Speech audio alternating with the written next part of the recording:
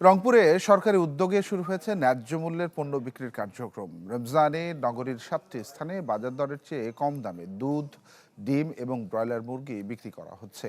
এতে স্বস্তি প্রকাশ করেছেন সাধারণ ভোক্তারা। আগামীর অগ্রগতির ভিত্তি আনোয়ার ইস্পাত, স্ট্রংগেস্ট স্টিল সিন্স 1978।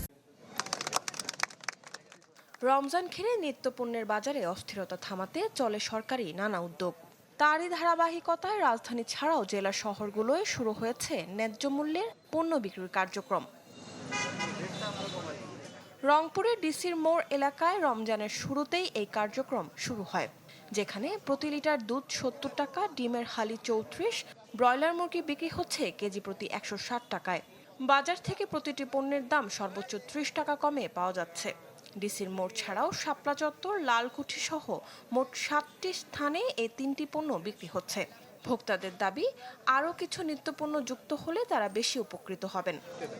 খেজুর, আপেল, কমলা এসব থাকলে আরো ভালো হতো। 40 টাকা হালি বাজারে বিক্রি হচ্ছে, আমাদের এখানে 34 টাকা হালি বিক্রি হচ্ছে। দুধ বিক্রি হচ্ছে বাজারে 80 টাকা কেজি, আমাদের এখানে 70 টাকা কেজি বিক্রি হচ্ছে। অনেক খুশি হয়েছি, কারণ আমরা অনেক কম দামে অনেক ভালো ভালো পণ্য পাচ্ছি, সবার কাছে পাচ্ছি। আমরা সরকার কাছে আবার দাবি থাকবে এবং সবার কাছে দাবি থাকবে যে এরকম সবসময় থাকে আমাদের এটা।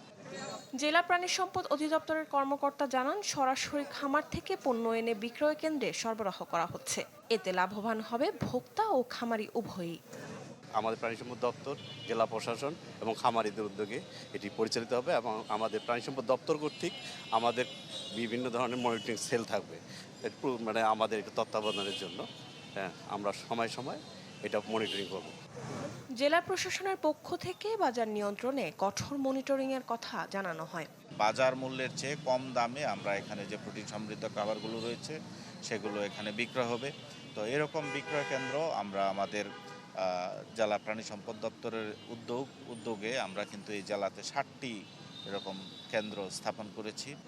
এদিকে রমজান উপলক্ষে নগরীর 15টি স্থানে ট্রাকের মাধ্যমে ভর্তুকি মূল্যে নিত্য প্রয়োজনীয় পণ্য বিক্রি শুরু করেছে ডিসিবি। Desk report, channel 24।